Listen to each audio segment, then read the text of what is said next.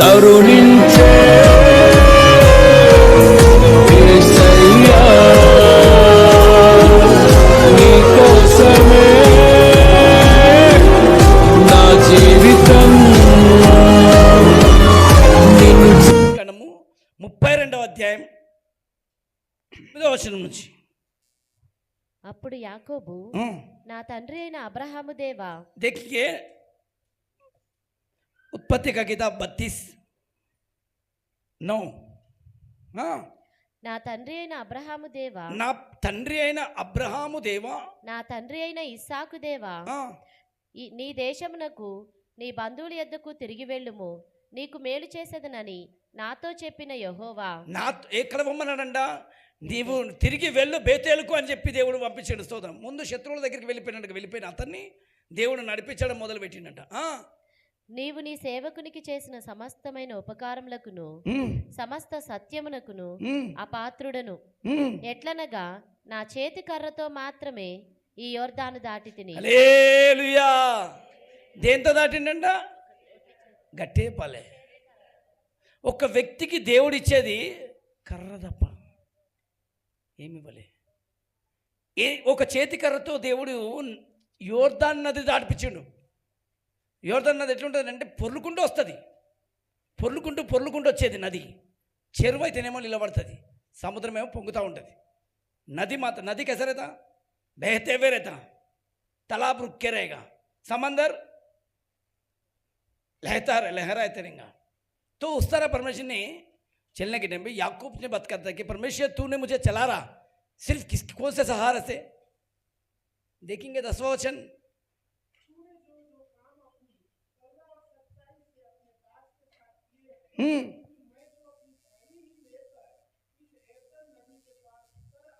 कौन से किससे कौन से सहारा से? समझिए, एक छेड़ी के सहारे परमेश्वर तू मेरे साथ था.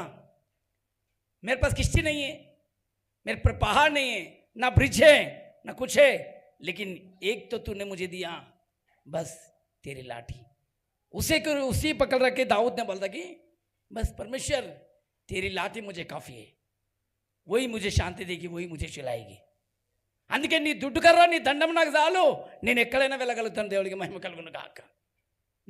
నా చేతి కర్రతో తప్ప నేను ఈ యోర్దాను నది నేను దాటింది నా వల్ల కాదు, నా శక్తి కాదు, నా బుద్ధి కాదు, నా మంచితనము కాదు. ఆమేన్. ఈ దండంతో గురించి కొన్ని మాటలు చెప్తాడు. సోదరం కలుగును గాక. 38వ అధ్యాయము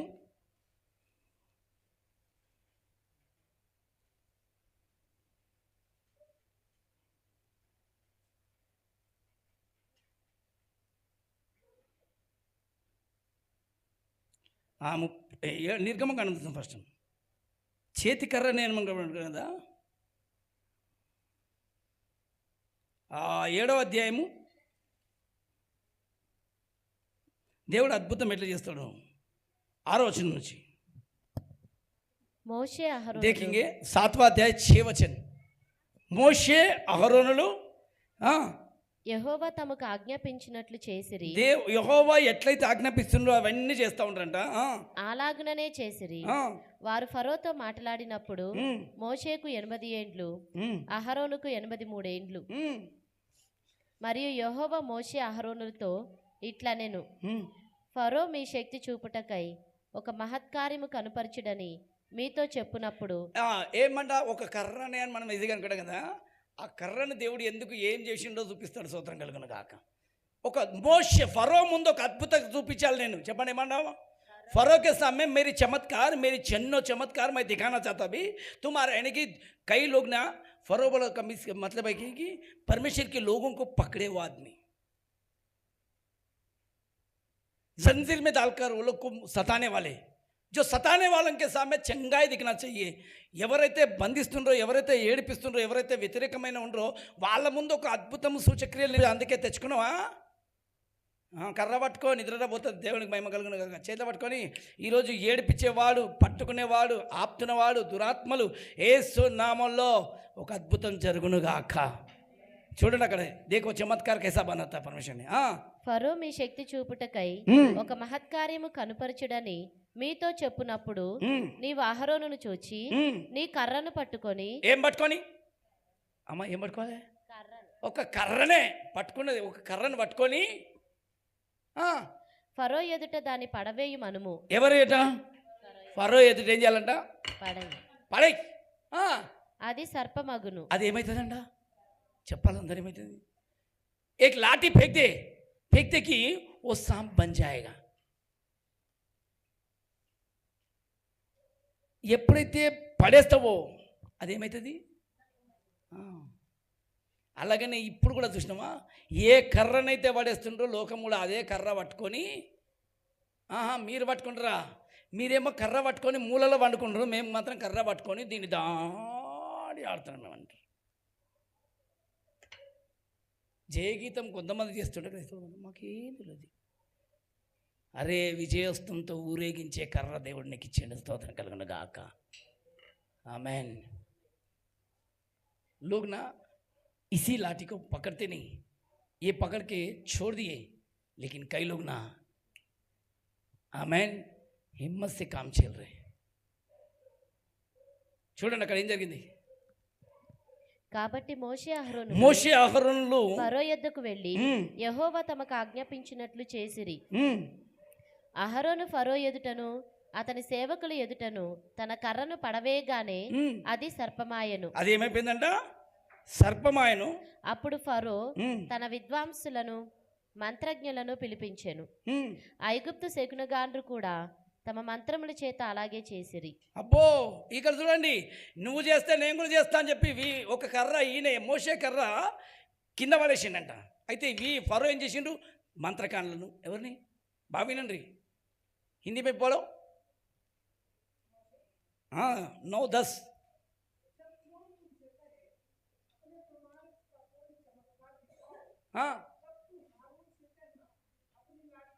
अपनी लाठी लेकर तू जा फिरो के पास जाके फिरो के पास जाकर ना उस लाठी को तू फेंक, वो क्या सांप बन जाएगा. क्या बनेगा? सांप बनेगा. तो जैसा जाकर फेंकते की साथी जैसा वो लाठी फेंकते वो सांप बन गया. तो फिर क्या करा? अपने लोगों को बुलाकर, तांत्रिक मंत्रिकों को बुलाकर, जादूगरों को उसको भी ना एक लाठी लगाकर वो लाठी को इन्हें भी सांप बना दिया. ఏమైంది? వాడు కూడా ఏం చేసిండు? వాడు ఒక కర్ర ఇప్పించి వాళ్ళు కూడా పామైంది. కానీ ఈ రెండు కర్రలు రెండు కొట్లాడుకోవడం మొదలుపెట్టినాయంట. ఏమవుతున్నాయి చెప్పాలి గట్టిగా. ఒక కర్రీ అమ్మ చూద్దాం. ఇక్కడే కాదు, ఇక్కడ నీ కర్రీ ఇదే ఎవరో ఒక కర్ర. సరే ఇక్కడి ఇలా రెండు కర్రలు కొట్లాడుతున్నాయంట. ఏ కర్రలు? ఆ కర్ర ఈ కర్రలు రెండు కొట్లాడుతున్నాయంట. కొట్లాడి ఏమవుతున్నాయి? మీరు అనుకోవచ్చు మేము కాడుతున్నాం. కాదు, ఒకటి ఫరో ఒకటి మోషే, ఒకటి ఫరో. చెప్పండి ఒకసారి. ఈ రెండిట్లో ఎవరికి గెలవాలో మీరు గుర్తు చేసుకోవాలి. समझ रहे? एक मूसा, दूसरा कौन है? फरो. दांडिया का मतलब जानते हैं? दांडिया అర్థం ఏంటి తెలుసా? కర్రలు కొట్టుకుంటారు తప్ప కర్రలకు అర్థాలు తెలియదు. అర్థం తెలియని ఆట ఆడతారు కదా. अंदर सब लोग खेलते दांडिया करके, टुप अच्छा है करके खेलते, लेकिन उसका मतलब क्या है? एक तो फरो एक मूसा है, दोनों के बीच में दो सांपा टप लड़ रहे हैं उधर. అర్థమైంది? స్తోత్రం కలుగును గాక. చూడండి తర్వాత 10వ వచనం देखिए. 10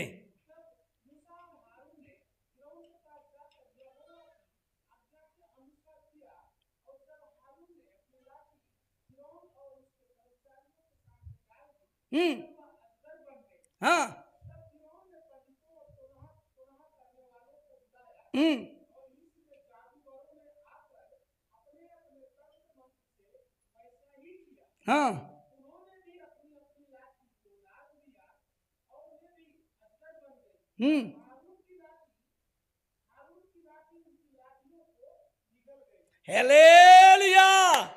ఇప్పుడు చూసినా ఏమైందన్నా, ఈ యొక్క అహరోను కర్ర ఏమైంది? ఫరో కర్రను ఈ రెండు కొట్లాడుకొని ఈ అహరోను కర్ర మూషే ఇక్కడ ఏదైతే ఫరో రాజు ఉన్నాడు కదా, ఆయన కర్రను మింగేసింది. ఇంకొకరు చదవండి ఎవరన్నా తెలుగులో గట్టిగా. మోషే అహరోనుతో ఇట్లా నేను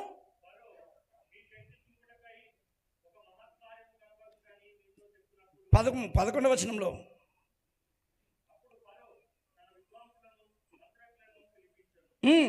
విద్యాంసులను మంత్రాజ్ఞలను పిలిపించాను. అప్పుడు శకునగానులు కూడా తమ మంత్రముల చేత అలాగే చేసిరి. వారిలో ప్రతివాడును మైక్లో అది కూడా సర్పమాయను. వారి కర్రలను మృంగివేయగా అహరోను కర్ర ఏమైందంట? వారి కర్రలను వాళ్ళ కర్రలను మింగేసింది. ఇప్పుడు చెప్పండి, ఇప్పుడు నీ చేతిలో అలాగ కర్ర నిలబడును గాక, నీ దుడ్డుకు. అందుకే దేని చేత నేను వచ్చిననయ్యా అంటే, అబ్రహాము చేతిలో దేవుడు ఏం పెట్టిండు? ఒక చిన్న కర్ర అయితే నా చేతికి ఇచ్చింది అదే కర్రనయ్యా. ఈరోజు నువ్వు నన్ను చేతి కర్రతో యోర్దాను దాటిపించినావు. స్తోత్రం కలుగును గాక. దేంతో అర్థమైందమ్మా? అందుకే దావీదు ఎందుకు చెప్తున్నావు నా దగ్గర, నువ్వు అన్నీ నేనేమైనా కుక్క అనుకున్నావు, నువ్వు కర్ర పట్టుకొని వస్తున్నాయిరా మీకు అని అన్నాడు. ఎవరు? గొలియాత్ ఏమన్నాడంటే, ఆయననేమో యుద్ధ వీరునిలాగా అన్ని తయారు చేసుకుని యుద్ధ వీరికే తరాగా, లేకిన్ దావుద్ నీకు లాఠీ పక్కలకే జారా. ఏం పట్టుకొని పోతున్నావు? కర్ర పట్టుకొని పోతున్నా. నేను కుక్క అనుకుంటున్నారు, నా మీదకి వస్తున్నాడు. అవును రాను, నా ముందు కుక్కలా కనబడుతున్నావు.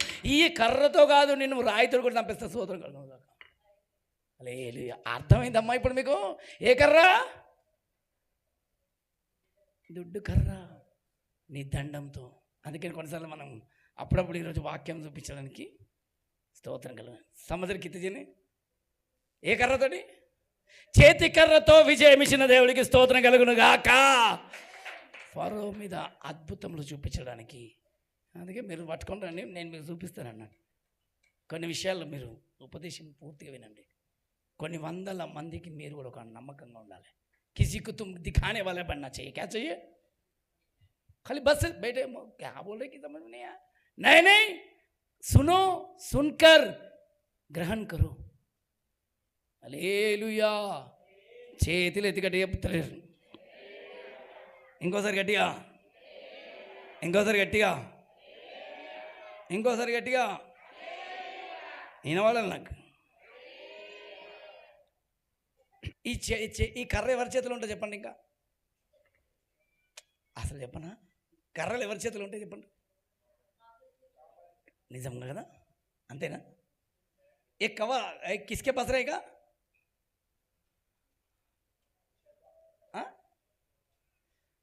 किसके पास रहता जी की लकड़ी?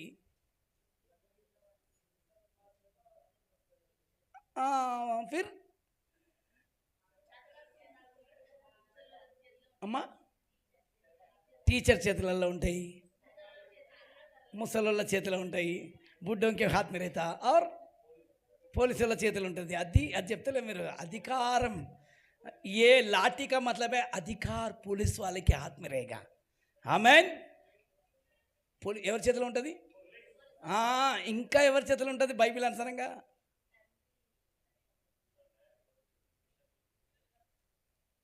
సరే మీకు చెప్తానులేండి. స్తోత్రం కలుగును గాక. న్యాయాధిపతుల గ్రంథమే ఎక్కడుంటుంది? ఎవరి దగ్గర? ఏ రోజు దగ్గర? రాజు దగ్గర చెప్పినాం ఆల్రెడీ. కాదు, దేవదూతల దగ్గర ఉంటుంది కర్రలు. ఎవరి దగ్గర? కర్ర దేవదూతల దగ్గర ఉంటుంది. స్తోత్రం కలుగును గాక. ఎవరి దగ్గర? దేవదూతల. స్వర్గ దూతంకే పాస్ రైతే లాఠియా. ఆమెన్. చూద్దాం 6వ అధ్యాయం 21వ వచనం, 20వ వచనం నుంచి. ఇప్పుడు రొట్టెల పండుగ వచ్చింది కదా, బుట్టల పండుగ అని. చూడండి, స్తోత్రం కలుగును గాక.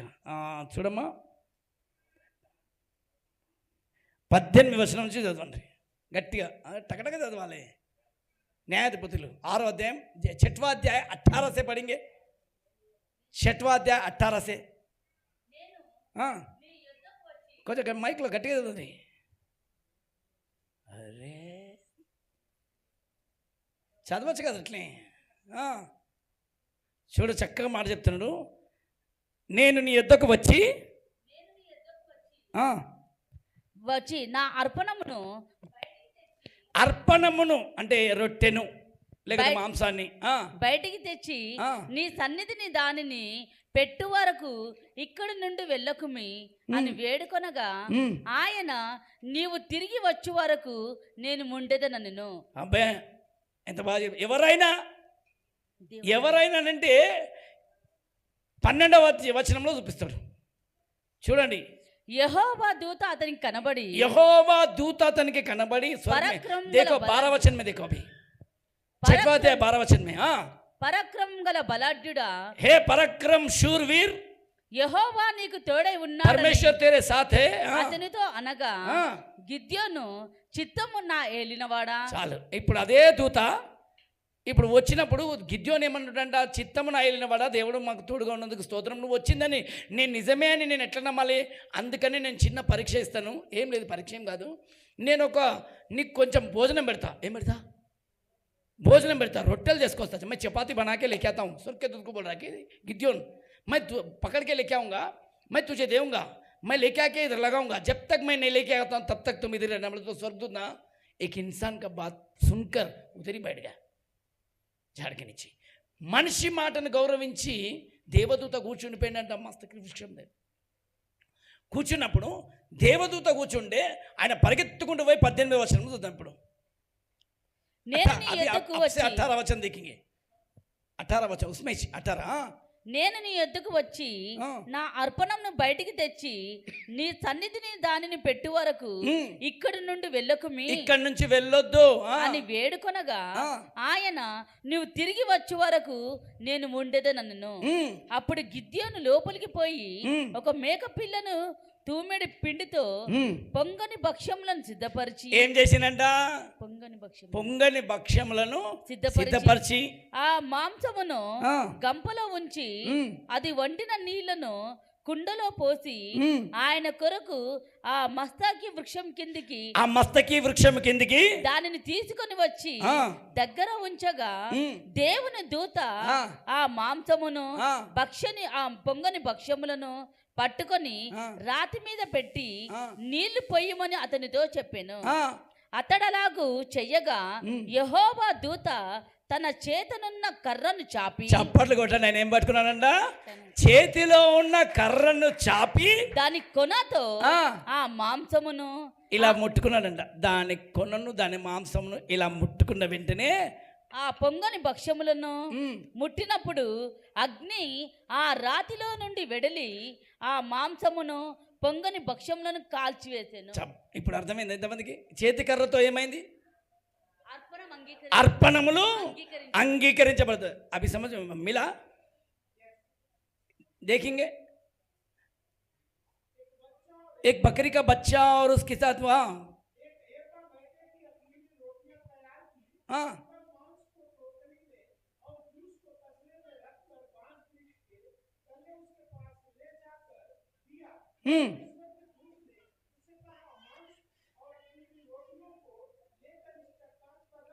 उस चट्टान पर तू रख दे.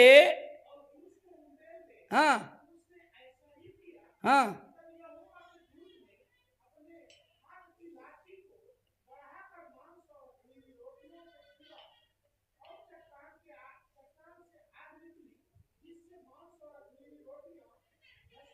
हालेलुया. कैसा युद्ध करा? ये जो अग्नि की जो रोटियां हैं, उस रोटियों को एक लाठी से परमेश्वर के जो सरदूत है आकर जैसा हाथ लगाते आग निकला उसमें से. एक छोटी की लाठी अपन समझते ఎంతమందికి అర్థమైంది? కర్రనే ఏంటిది? చేతి కర్రనే. ఆ కర్రలో ఎన్ని మాత్కార్యాలు ఉండే పరిశుద్ధ గ్రంథంలో సరిగ్గా చూస్తే ఈ కర్రలు ఎవరు? రాజదండం అంటది. మన రాజు ఎవరు? జీవంగల ఆయననే. నీ దండం ఇది. ఏ దండము? దూతనికి ఇచ్చి పంపించావు. అదే దండము మోషే చేతికి, అదే దండం యాకోబుకి ఇచ్చిన దేవుడు. ఈ రోజు వరకు నీ దుడ్డు కర్ర, నీ దండమే మమ్మల్ని కూడా ఆదరిస్తుందయ్యా. హల్లెలూయా. అందుకే ఒక వ్యక్తిని అధికారంలోనికి తీసుకొచ్చినప్పుడు పోలీసు అయిన చేతిలో మూడు తలల ఇట్లుంటాయి, ఒకటి రెండు 3 తలలు, అవి సింహాలు. ఆ సింహాలు ఎలా ఉంటే నెత్తి మీద టోపీ పెట్టుకొని, నెత్తికి బెల్ట్ పెట్టుకుని, అది సత్యమైన దట్టి, నీతి అనే మైమార్పు ధరించుకొని, రక్షణ కవచం పెట్టుకొని, దాని మీద భుజాల మీదకి ఆ స్టార్స్ పెట్టి, దానికి అర్థమైన చాలా ఉంటాయి. కానీ అవన్నీ పరిశుద్ధ గ్రంథంలో ఉన్నాయి. వాటిని ఇచ్చి చేతికి, క్రైస్తవుడికేమో ఒక చేతిలో ఢాలు, ఒక చేతిలో ఆత్మ ఖడ్గం. ఏ ఖడ్గం? అయ్యే చెప్పాలి. एक के हाथ में विश्वास का ढाल, दूसरे हाथ में आत्मा की जो लाठी, आमेन, तलवार, ये पकड़ कर आगे जाओ. అలాగే నేను ప్రతి ఒక్కరికి కూడా చెప్పాను, సైనికులు అయితేనైతే క్రైస్తవ సైనికులు మీరు కావాలి. ఎట్లా మారాలి? క్రైస్తవులో ఒక సైనికుడిగా నీ చేతిలో కత్తి ఉన్నాయి అంటే గెలుపు నీకు ముందు వస్తుంది. ఆమేన్. हाथ में तलवार, एफएसी का किताब में बताता परमेश्वर ने, इसके लिए हाथ में तलवार लेकर जाओ. क्या लेके जाओ? तलवार लेकर जाओ आगे. ఆమేన్. అర్థమవుతున్న వాళ్ళు చెప్పండి ఒకసారి, అర్థం కాని వాళ్ళు చెప్పండి. అది చూసిందంటేనే, చేతిలో కర్ర చూసిందంటే చాలు దొంగోనికి గడగడగడ వణుకుతుంది. ఏంది? పోలీసోడు కర్ర ఎత్తిందంటే చాలు ఉన్నోనికి ఆడ వణుకు పుట్టుకొస్తుంది. ఎందుకంటే కర్ర చూస్తే ఎక్కడ కొడతాడో తెలియదు అన్నట్టుగా ఉంటుంది. लाठी लेके लिए तो पुलिस वाले हाथ में लाठी लेके तो सबको क्या लगता? डर पैदा होता, क्योंकि उन्हें किधर मारता कि नहीं मालूम. हालेलुया. उसी तरह हर एक के इंसान में परमेश्वर ने बिना शैतान के ऊपर अधिकार दिया. तुम भी हाथ में हाथ लेकर चलो. మనం ఇక్కడ వచ్చినప్పుడు కదా, మొన్న ఈ ఇంట్లో పాము వచ్చింది, ఎవరి యశ్వంత అందరూ పాము వచ్చింది, పాము, నేను ఉరుకుతలేను, పాము వచ్చింది పాము, నేను కర్రేడుందని తెలియడుతున్నా, కంపెనీకి కర్ర పట్టుకొని ఉరికినా, ఉరికే వరకు అది మెల్ల ఏడుంది అంటే నాకు కనబడతలేదు. అందరినీ ఆడుతాడుతున్నాడు మీద ఈడుందా అని చెప్పి దాన్ని కర్రతో మెల్ల పట్టి, కర్ర దానికి కనిపించకుండా వెళ్ళ వెనకకి వెళ్ళి 2 కర్రలు పట్టుకున్నాను, ఒకటి కాదు, 2 లాట్కి వెళ్ళి 2 కర్రలు పట్టుకున్నారు. 2 పట్టుకొని ఒకదాంతో పోయి తీసుకుపోయి వెనకకి వెళ్ళి మేము దానికి ఇటు చూపించుకుంటూ దాన్ని ఇట్లా పెట్టేసినాం. అది ఎటు కదలకుండా దాన్ని అట్లా పెట్టే వరకు అది అడవనే, మళ్ళీ ఇంకో కర్రతోటి పట్టుమని ఎత్తి కొట్టు కింద పడే తొప్పుకొని స్తోత్రం కలుగును గాక. అర్థమైందమ్మా? అందుకే నీ చేతిలో ఏముండాలి? చెప్తలేరు గట్టిగా. ఏముండాలి? నాకు ఉపవాస ప్రార్థన మొదట్లోనే దేవుడు ఇచ్చేసింది దాన్ని, అది తప్పని కొట్టడానికి. హల్లెలూయా. నువ్వు కూడా ఏం చేయాలి ఇప్పుడు? నీ చేతిలో ఏమన్నా నేను వల్లే నాకు చాలా చక్కగా. గిద్యోని చేతిలో కర్ర కాదు, అసలైన చేతిలో దూతల చేతిలో ఉన్నాయి. ఎవరి చేతిలో? గట్టిగా. ఇప్పుడు మీరు కూడా దేవుని దూతల సహాయం నీ చేతికి వచ్చును గాక. గట్టిగా చెప్తలేరు, ఈయన వల్లే నాకు. తర్వాత ఈ కర్ర ఎవరి చేతికి వచ్చింది తెలుసా?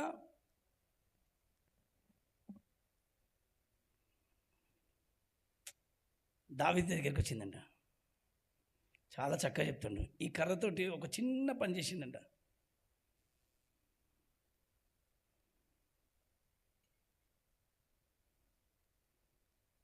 ఒకరోజు సౌలు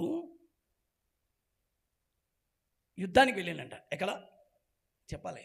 సౌలు చెప్పండి. యుద్ధానికి వెళ్ళిండు. 1 సమూయేలు 14వ అధ్యాయం ఉంటుంది. యుద్ధానికి సౌల్ని యుద్ధకెళ్ళగా అందరు సైనికులను తీసుకుపోయినండి. మామ బావినండి సైనికులను నేను టకటగా చెప్పేస్తున్నా. యుద్ధానికి వెళ్ళినప్పుడు సైనికులను తీసుకొని పోయి, ఆయన యుద్ధంలో ఉన్నప్పుడు ఒక్కరోజు కాదు 2-3 రోజులు అయిపోయింది. అప్పుడు తిండి లేక యుద్ధంలో అందరూ అడవిలో యుద్ధంలో ఉన్నారు. శత్రువు ఎక్కడికి వెళ్ళి వస్తుండో తెలియదు. అందరు సోలిపోయిందంట. బావేంద్ర చెప్తలేరు గట్టిగా. सब लोग ना युद्ध के ले गए. सौल ने सबको लेके गया. आपके सौल చేసిన మంచి యుద్ధాలు కూడా ఉన్నాయి. सौल को मैं बोला कि इससे पहले दुष्टात्मा आके पकड़ा, लेकिन उससे पहले सौल अच्छे काम करता था. సౌలు ముందు మంచి పనులు చేసేవాడు, కానీ తర్వాత కొంచెం అవిధేయత చూపించింది.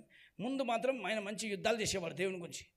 చేసినప్పుడు ఆయన యుద్ధాల గురించి వెళ్ళినప్పుడు సైనికులందరూ తీసుకొని పోయినప్పుడు సేనాओं को पूरी तरह लेकर भागे गए. युद्ध करते करते रात होते थक गए. दिन रात 2-3 दिन उधर ही लग गया. तो खाने के लिए कुछ भी नहीं उन लोग के पास. सबके सब ने अपने आंखें ढीले पड़ रहे, युद्ध में हार जा रहे, कमजोर हो जा रहे। तब बोला कि सौल ने बोला कि जब तक ये युद्ध नहीं ले कोई भी खाना नहीं खाना। क्या बोला? ఎవరు కూడా యుద్ధం గెలిచే వరకు అన్నము భోజనం చేయొద్దనంటప్పుడు ఆ మాట చెప్పేటప్పుడు ఆయన కొడుకు లేడంట అక్కడ. ఎవరు లేరు? యోనతాన్. ఒకవేళ ఎవడైనా తింటే వాడు చచ్చిపోను కాక అన్నాడు. ఓ మరేగా కరికి అదే తండ్రి పెట్టిన దీవమే చివరికి పాపం చచ్చిపోయింది. అయితే యోనతాన్ అప్పుడు లేడు. ఎవరు లేరు? బావినండి. ఎవరు లేరమ్మా? యోనతాను యుద్ధం చేసేటప్పుడు కొడుకు లేడు, చెప్పేటప్పుడు కూడా లేడు. తర్వాత బాగా ఆకలి అవుతుందంట, బాగా భారం అవుతుందంట, అందరికీ కడుపులో గుడగడగా అవుతుంది.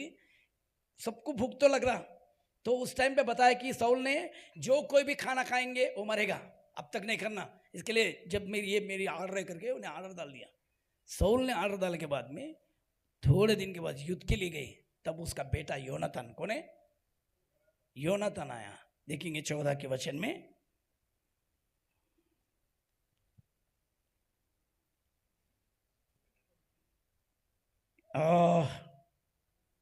देखेंगे 14 पहला समूएल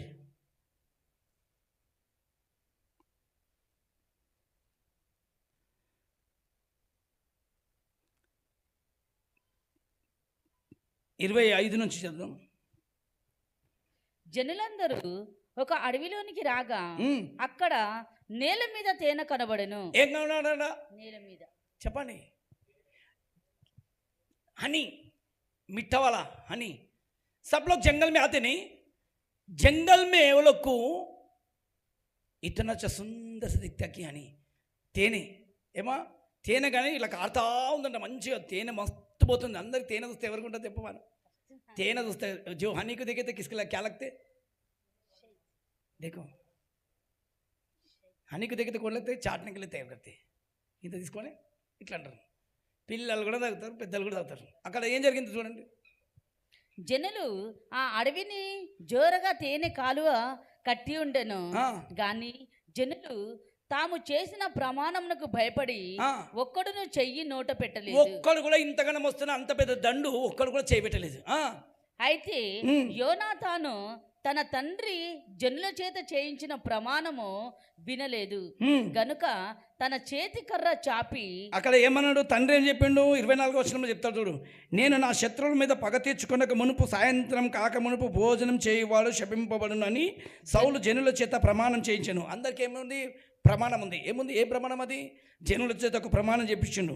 అందువలన జనులు ఏమీ తినకుండా జనులందరూ ఒక అడవిలోనికి రాగా అక్కడ నేల మీద తేనె కనబడిన. జనులందరూ అడవిని జోరుగా తేనె కాలువ కట్టి ఉండేను. కానీ జనులు తాము చేసిన ప్రమాణమును బట్టి భయపడి ఒక్కడును చెయ్యి నోట పెట్టలేదు. అయితే యోనాతాను తన తండ్రి జనుల చేత చేయించిన ప్రమాణం వినలేదు కనుక తన చేతి కర్రను చాపి. ఏ కర్రను చాపిండంట? గట్టి చెప్పాలి. యోనాతాను చేతిలో ఏముంది? అయ్యో చెప్తలేరు, గట్టి చెప్పాలి. యోనాతాన్ కి హాత్ మే తా క్యా తా? లకడీ. అందుకే అప్పట్లో కర్ర పట్టుకొని తిరిగేవారంట యుద్ధానికి పోతా కూడా. యుద్ధానికి పోతే ఏం పట్టుకునే వాళ్ళు? గెలవాలంటే कोई भी जीतने के लिए लाठी पकड़ के लिए जाते थे. देखेंगे उसमें देखना తన చేతి కర్ర చాపి దాని కొనను తేనె పట్టులో ముంచి. मिला नहीं मिला? मिला? देखेंगे. తన చెయ్యి నోటిలో పెట్టుకొనగా ఇట్లా తీసిండంట. ఇట్లా తీసి కర్రతోటి, అమ్మ దేంతో తాకిండు? కర్రతోటి తీసి ఇట్లా పెట్టి దాన్ని ముంచిండు, తిన్నాడు. అతని కన్నులు ప్రకాశించాయి. కర్రతో ఇలా తీసి కొంచెం తేనె తినగానే అంతకుముందు సోలిపోయిన కళ్ళు ప్రకాశించేసినప్పుడు సరే ప్రకాశించే ఐసా చమక్నే లగా. అందుకే అప్పుడప్పుడు తేనె తింటానంట సర్వరోగాలు పోతేనంటారు. రోగాలు అనేది తేనె ఏంటిది? తేనె తెట్టే అంటే సోదరం కలుగును కాక. అది తిన్న వెంటనే కన్నులు ప్రకాశించింది. చూడండి అక్కడ ఏం జరిగిందో. జనులను ఒకడు నీ తండ్రి జనుల చేత ప్రమాణం చేయించి ఈ దినమున ఆహారం పుచ్చుకొని వాడు శపింపబడునని ఖండితముగా ఆజ్ఞాపించి ఉన్నాడు. అందుచేతనే జనులు బహు బడలి ఉన్నారని చెప్పాను.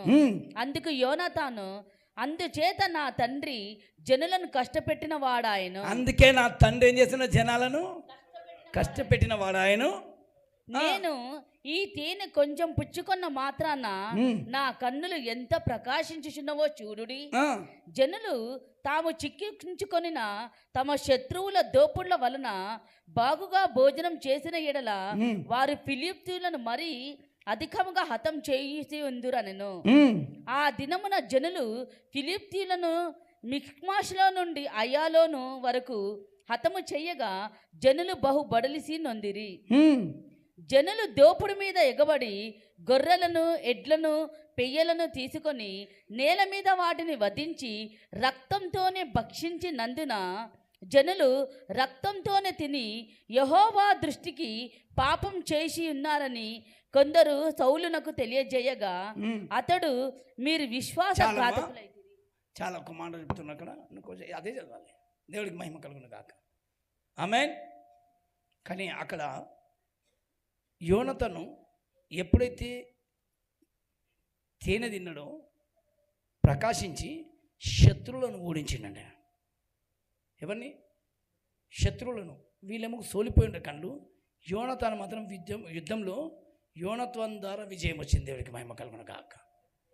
కానీ తండ్రి ఆజ్ఞ ఏమైపోయింది మీరు.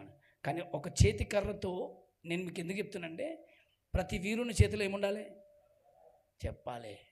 హరక్కి శూర్వీర్కి ఆత్మకి ఎవరైనా చెయ్యి, అది ఎప్పుడు పనికి వస్తుంది. ఈరోజు ఎంతమందికి అర్థమైంది? అందుకే మీకు కొన్నిసార్లు ఈరోజు కర్రల వాక్యం చెప్తాను. ఏ వాక్యం పట్టుకుంటాను మీకు చూపిస్తాను. ఏమలే పెట్టండి పట్టుకుంటారు పెట్టండి. चला एक ऐसा शूरवीर की तरफ पकड़ना. हाँ काय రైట్. ఒక్కొక్కరికి ఇచ్చేయండి. దొరికినాయా? అవి బోలో. నేను కూడా దేవుడికి, నాకు కూడా దేవుడు ఇచ్చే యుద్ధంలో నేను గెలవబోతున్నా. దేనివల్ల? యాకోబు గెలిచినట్టుగా నేను కూడా గెలవబోతున్నా. చెప్పండి. దావీదు గాఢంధకారపు లోయలో వెళ్ళి కూడా గెలిచి వచ్చాడు. దేవునికి మహిమ కలుగును గాక. గాఢంధకారపు లోయను నీ దుడ్డు కర్రయ్యి నీ దండము నన్ను, నీ దుండు కర్రయ్యు నీ దండమున నన్ను ఆదరించును. దేవుడికి మహిమ కలుగును గాక. కర్రల్లో ఇంకో కర్ర ఉన్నంత శ్రేష్టమైనది తెలుసా మీకు? అన్ని కర్రలేమో వాడిపోయినాయి, కానీ అహరోను కర్ర ఎంతమందికి తెలుస్తుంది? అబ్బా మీకు ఇది బాగా తెలుసు. అబ్బా ఇది మాత్రం మీకు బాగా తెలుస్తుంది. ఫస్ట్ కర్రలలో కర్ర శ్రేష్టమైన కర్ర అహరోను కర్ర అంట. స్తోత్రం కలుగును గాక. అబ్బా ఏ కర్రలో? స్టెఫెన్ తీయజల్ది మీరు కూడా తీయండి.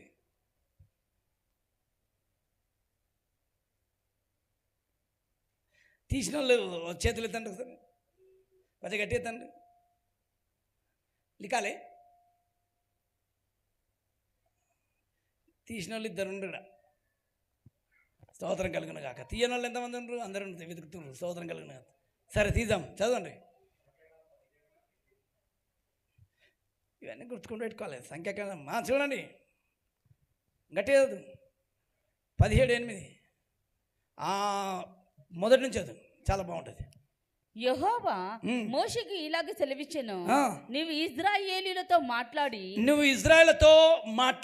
వారి యొద్ద ఒక్కొక్క పితరుల కుటుంబమునకు ఒక్కొక్క అంటే లేవీయులు ఎంతమంది తెలుసా? వీళ్ళందరి కుటుంబాలలో అందరిని పట్టుకొచ్చుకొని ఒక్కొక్క కర్రను అనగా వారి ప్రధానులందరి యొద్ద వారి వారి పితరుల కుటుంబంలో చొప్పున 12 కర్రలను తీసుకొని. ఎన్ని కర్రలు? 12 కర్రలు. అర్థమైంది ఇప్పుడు మీకు? ఏం తెచ్చుకోమను? ఎన్ని కర్రలు అంట? 12 కర్రలను తీసుకొచ్చుకోండి. 12 లకడియాలు మీలా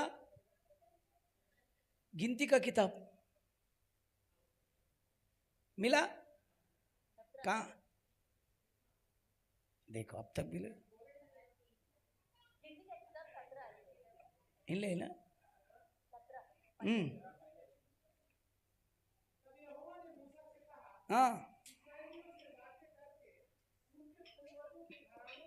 देखो देखो पढ़ते जाओ। चलो चलो मैक लो खाली तुम्हें पढ़ लो पूरा వారి వారి పళ్ళు పిత- పూరా వారి వారి పితరుల కుటుంబంలో చొప్పున వాళ్ళ వాళ్ళ కుటుంబాల చొప్పున 12 కర్రలను తీసుకొని బైబిల్ చదవండి అందరు ఎవరికి వాళ్ళు బైబిల్ పట్టుకోండి ఎవరి ఎవరి బైబిల్ కర్ర వాళ్ళు మీద చదవండి. ఎవరి కర్ర మీద వారి పేరు రాయము ఎవరి కర్ర మీద వాళ్ళు ఏం చేసుకోవాలంట పేరు రాయము అందరు చెప్పండి సరే అందుకే సరే అన్నాను ఈరోజు నీ కర్ర పనికొచ్చే కర్రనా పనికిరాని కర్రనా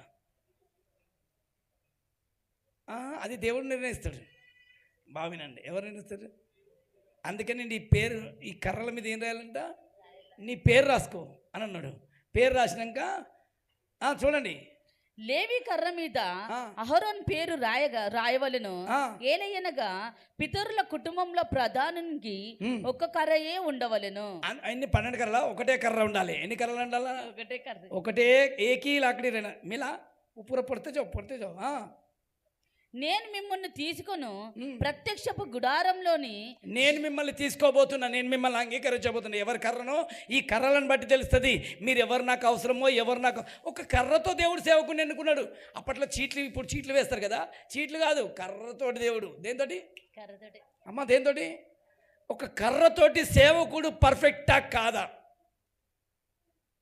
నీ కర్రల్లో తెలిసిపోతుందంట నువ్వు పర్ఫెక్టా కాదా అని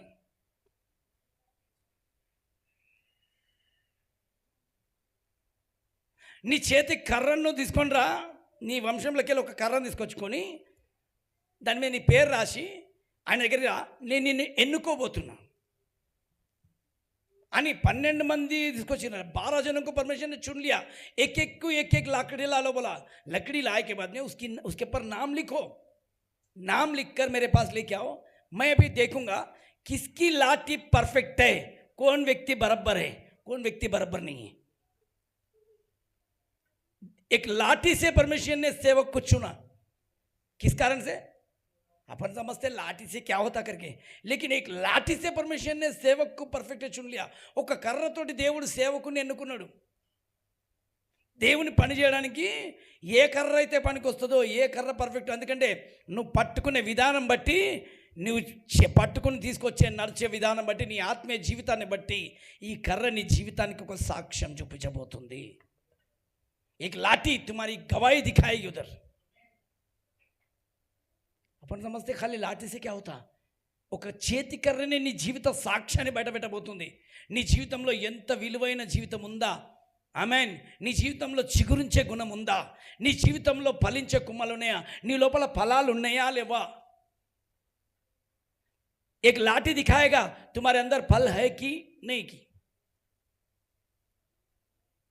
तुम्हारे अंदर कलियां हैं कि नहीं की तुम्हारे अंदर पत्ते हैं कि नहीं किसी को परमेश्वर के पास लाने का गुण है कि नहीं है कि దేవుని దగ్గరికి నడిపించే గుణం ఉందా లేదా అని ఒక కర్రతో తెలుస్తుందంట మనిషికి నీ లోపల ఎన్ని ఫలాలు ఉన్నాయి ఫలించే గుణం ఉందా లేదా నీకు మంచి మంచి ఆకులు వచ్చే గుణం ఉందా ఆకులు అంటే ఇతరులను దేవుని సన్నిధికి నడిపించే గుణం నీకు ఉందా అని నీ కర్ర సాక్ష్యం పలుకుతుంది చేతి కర్రనే అని మనం అందనుకుంటాం కదా అందుకే అందరు చేతులు కర్ర పట్టుకురండి అందరి మొద్దుబారిన కర్రలు అనుకో వాడు ఉన్న ఒకటే మొద్దులు ఏది కొట్లాడడానికి తప్ప దేనికి పనికిరావు కానీ ఇక్కడ ఒక కర్ర ఎవరి కర్ర ఏం జరగబోతున్న సంగతి పరీక్షించబోతున్నది ఆమేన్ చూడండి అక్కడ నేను మిమ్మల్ని కలుసుకొను ప్రత్యక్షపు గుడారంలోని శాసనంలో ఎదుట వాటిని ఉంచవలెను శాసనముల పలక దగ్గర దాన్ని ఖచ్చితంగా పెట్టాలి అప్పుడు నేను ఎవరిని ఏర్పరచుకొందునో వాని కర్ర చిగురించును వాని కర్ర ఏమవుతుందండి చిగురించును పచ్చగా ఉంటది ఇప్పుడు చూడండి ఈ కర్ర ఎట్లుంది పెయింట్ వేసినట్టు ఉంది బావినండి అంతే కదా బావినండి ఇది కర్రనే కానీ దీనికి ఏముంది అందుకే నేను ఇట్లా పట్టుకొని చూపిస్తున్నాను ఇదేంటిది పెయింట్ వేసినట్టుంది దేఖో क्या इसको पेंट है क्या है पेंट है कई लकड़ी लेके बोलते पॉलिश करके लेके आए सब लोग ऐसी इस तरह लेके आए लेकिन ऐसी लाठी तेलवार वर्क एक रात पूरा उधर लगाओ 12 लकड़ियां लगाओ 12 लकड़ियां उधर लगाए तो सुबह तक किसके लकड़ी को पत्ते आ जाएंगे किस लकड़ी को फल आएंगे किस लकड़ी को फूल आएंगे वही मेरा सेवक बनेगा। आमेन। చూడండి అక్కడ, అప్పుడు నేను ఆ. ఎవరిని ఏర్పరచుకొందునో వాని కర్ర చిగురించును. ఏమంట, తెల్లవారి వరకు ఈ కర్రకు ఆకులు రావాలి, మొగ్గలు రావాలి, పువ్వులు రావాలి, మళ్ళీ పండ్లు కూడా కావాలి. పండే డైరెక్ట్ ఏది, జాంపండు. చెప్పండి, ఏం పండు కావాలి? మామిడి పండు. మీరు తింటారు కదా పండ్లని, పండ్లు. ఆ పండ్లు ఒక చెట్టుకు వచ్చునుగాక. ఏ దేనికి చెట్టుకు వస్తాయి? భూమిలో ఉన్న వేర్లకు ఉన్నదానికి వస్తాయి. కానీ ఇక్కడ దేవుడు పరీక్ష ఎట్లంటే, భూమిలో ఉంటే అన్నీ వస్తాయి, నువ్వు కూడా ఒక భూమివే. నువ్వు కూడా देखो जमीन पे आता, जमीन पे जो लकड़ी को डालेंगे तो उसको कैसा भी आते फूल, लेकिन परमेश्वर कहता कि तेरा जमीन कैसा है, నువ్వు ఒక భూమివే. ఎందుకంటే నిన్ను భూమిలాగా మట్టితోటే, నేను కూడా నిన్ను మట్టిలో నేర్చుకున్నా, నువ్వు కూడా మట్టి శరీరమే. అందుకని నీ చేతిలో కర్ర పట్టుకో. అయితే నీ భూమిలో ఆ కర్ర ఫలిస్తుందా ఫలిస్తలేదా తెలుస్తుంది. స్తోత్రం కలుగును గాక. నీ చేతి కూడా ఒక కర్ర ఇస్తున్నా, तुम्हारे हाथ में भी एक लकड़ी दे रहा हूं मैं, तुम भी कौन है? ये जीवन है मट्टी का पुतला, मट्टी का पुतला, धक्का लगे तो टूट जाए, भजन करो भाई, ये जीवन 2 दिन का, धक्का लगे तो टूट जाए.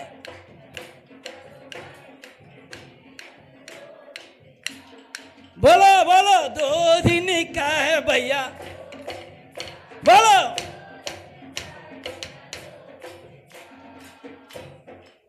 ఈ జీవితం ఏంటంట, మట్టి.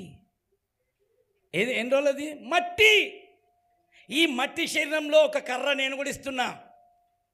మనం అనుకుంటాం కర్రనే కదా అని అనుకుంటాం, కానీ చేతి కర్రతో అని అంటున్నాం. ప్రభా, ఏ కర్రనైనా చేతి కర్ర అంటే మట్టిలో ఒక కర్ర ఇస్తున్నా నేను. एक मिट्टी में मैं एक लकड़ी डाल रहा हूँ, तुम्हारा शरीर भी एक मिट्टी है, उस शरीर में मैं एक लकड़ी डाल रहा हूँ आज. वो लकड़ी फूलना चाहिए, फलना चाहिए. అలాగనే నీ చేతిలో ఒక కర్ర పెడుతున్నా, నీ చేతికి నేను ఇచ్చిన కర్రను తీసుకొని రా. అది పర్ఫెక్ట్ ఉందా లేదా అన్న సంగతి తెలుస్తుంది. తెల్లవారు వరకు అది అక్కడే ఉంటుంది. ఏ కర్రకైతే పండ్లు, పువ్వులు, ఆకులు వస్తాయో వాళ్ళే నా యాజకుడు, నా సేవకుడని దేవుడు ఎన్నుకుంటున్నాడు. అయితే 12 మంది కర్రలు వచ్చినాయంట. అన్ని కర్రలు కానీ ఇట్లా ఇట్లా కొన్ని కర్రలు తీసుకురండి, చెప్తా నీకు. అంతే, చూద్దాం. బావినండి ఇలాగ కొన్ని కర్రలు, అరే కొన్ని కర్రలు తీసుకురావయ్యా. ఎన్నైనాయి? 1 2 3 4 5, రైట్, 6 7 8, ఇంకా రేవాలి. రైట్ సైడ్ చాలు చాలు చాలు. హల్లెలూయా. ఇట్లా కొన్ని అన్ని కర్రలన్నీ కలిపేసేసినంట. देखो सब लोग देखो बहुत अच्छी तरह सब निकाल के ఇలా కర్రలన్నీ ఒక చోట చేసి ఇక్కడ పెట్టేసాను. ప్రత్యక్ష గుడారంలో పెట్టినంట. పెట్టేసరికి ఏ కర్రనైతే పొద్దుగాల వరకు ఏం కావాలి, గట్టి ఇవ్వాలి. ఇక్కడ పెట్టింది కదా, పట్టుకో, అలా పెట్టు, అలా కింద పెట్టు. అందరు కలిసి స్తోత్రం చెప్పండి ఇప్పుడు పొద్దుగాల వరకు. అదే పొద్దుగాల వరకు చెప్తారు చెప్తారు. ఇప్పుడు మీ కర్రలకు ఇప్పుడు ఏం చేయాలి?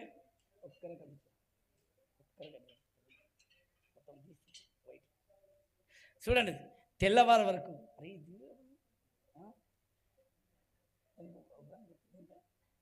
తెల్లవారు వరకు ఒక్క కర్రకంట అన్నీ కావాలంట. ఏం కావాలంట? అన్నీ.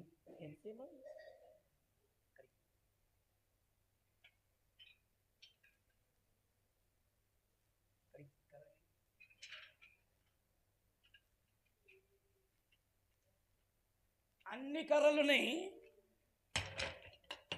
ఒక్క కర్రకు మాత్రమే పువ్వులు వచ్చినాయంట. సోదరం కలిగిన గాక. ఏ కర్రకు? ఇది కూడా కర్రనే, పాలిష్ కర్రలే. కానీ ఒక కర్రకు తెల్ల వరకు పువ్వులు, పండ్లు, అలాగా చిగురు మొత్తం చిగురించిన ఒక్క కర్రను తీసుకొని ఇన్ని కర్రలకి ఒక్క కర్రకే వచ్చింది కాబట్టి ఈ కర్రనే నాకు సేవ చేయునుగా. కానీ అహరోను దేవుడు ఏర్పరచుకున్న దేవుడికి మహిమ కలుగునుగాక. ఏక లాఠీకు క్యా గए? फूल आ गए, फल आ गए, लकड़ी सुबह तक हरा हो गया. చెప్పండి, నీ కర్ర ఫలములిచ్చును గాక. చెప్పండి, కర్ర నేర్పుతున్న పాఠం అనుకోవాలి. ఇప్పుడు మనం ఏ పాఠం గట్టిగా చెప్పాలి అమ్మా? ఏ పాఠము? కర్ర నేర్పుతున్న పాఠము. నా జీవితము ఎండిపోయిన బ్రతుకులాగా ఉండొద్దేసయ్యా. చెప్పండి ఒకసారి. ఎట్లుండదు? ఎట్లుండదు? బతుకు కర్ర ఉంది, ఎండిపోయినట్టుగా ఉంది. సుఖీవి लकड़ी तरह रहे तो नहीं चलेगा काम. आज मेरा जीवन कुछ तो बदलना चाहिए. सब लोग बोलिए. सुखी हुई जीवन क्या किसको फायदा है? क्या ఎండిపోయిన నా జీవితం ఏ జీవితం అంట? ఈ నేలలో నా మనసులో, ఈ నేలలో నా మనసులో వర్ష త్వరగా రావా. ఎండిపోయిన భూమిని, ఏ భూమి? అయ్యా, ఎండిపోయిన భూమిని ఈ నెల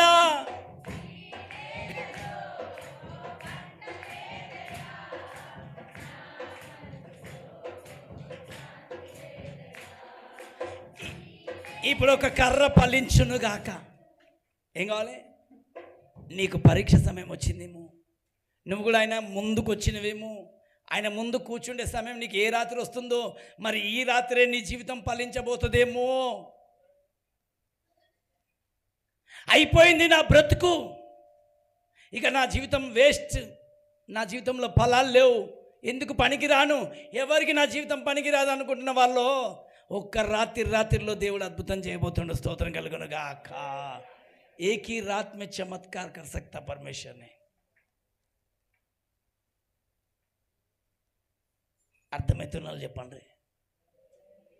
అసాధ్యమైంది ఏమైనా ఉందా?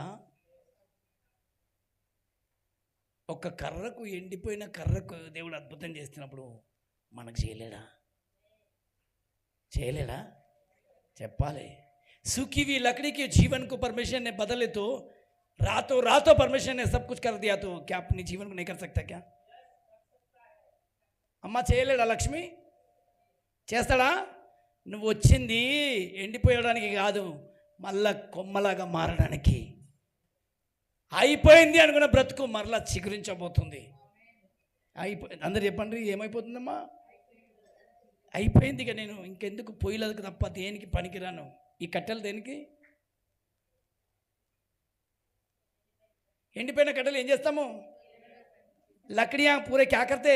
निकाल के चूल्हे में लगाने के लिए कुछ भी नहीं, किसके काम में नहीं आते. बस सूखी जिंदगी है मेरी करके. लेकिन परमेश्वर बोलते हैं कि सूखी हुई जिंदगी को हरियाली मैं बना सकता हूँ. हालेलुया. सूखी हुई जमीन, आज मैं बरसात तुम पर बरसने वाला हूँ. నిజంగా వర్షం వస్తుందా బయట? హల్లెలూయా. అందుకని మీరు అడగండి, దేవా ఒక నీళ్లు కావాలి దీనికి, ఆత్మవర్షం. ఏ నీళ్ళు? ఏ నీళ్ళు? आत्मा की बरसात मेरे जीवन में आने दीजिए. मेरी सूखी हुई जिंदगी, अब तक किसी को भी फायदा नहीं हुआ, लेकिन किसी को तो मेरा जीवन फायदा होना चाहिए. ఇంతవరకు నేను ఎవరికి పనికి రాకుండా ఎండిపోయినట్టుగా ఈ రోజు నుంచి నా జీవితం పనికొచ్చే పాత్రగా, దేవునికి పనికొచ్చే పాత్రగా, పరమేశ్వర్ తుజే ఇస్తేమాల్ వేసర్ కా ముझे ఇస్తేమాల్ కర్, నీకు పనికొచ్చే పాత్రగా నన్ను మార్చేసయ్యా, నా కర్రను కూడా నీ చేతికి అప్పగిస్తున్నానయ్యా అని ఎవరైనా అప్పగించుకునే వాళ్ళు ఉండరా? అప్పగించుకుందామా? ఎవరి చేతికి? హల్లెలూయా. నీ జీవితాన్ని వర్ధిలింపజేసిపోతుంది. దేవుని దృష్టిలో అంగీకారంగా పరమేశ్వర్కి నజరు మీ పరమేశ్వర్కి సామ్య ఆనాగర్ పరమేశ్వర్ అది దేవదూతను పట్టుకొని దేవదూత చేతిలో ఒక కర్ర పెట్టినావు, నన్ను కూడా ఒక పాత్రగా మార్చయ్యా, నన్ను కూడా ఒక పాత్రగా. నేను ఎందుకు పనికి రాకపోతే ఉట్టి నా ఇంటికే కాదు, నేను అనేకులకు ఒక పాత్రగా నేను మార్చబడండి ప్రభు. मेरे घर के लिए नहीं, मैं दुनिया को इस्तेमाल हो सकूं, ऐसा प्रार्थना करना चाहिए. परमेश्वर खाली मेरे लिए नहीं, मेरी ज़िंदगी मेरी परिवार के लिए नहीं, मैं आपके काम आ सकूं,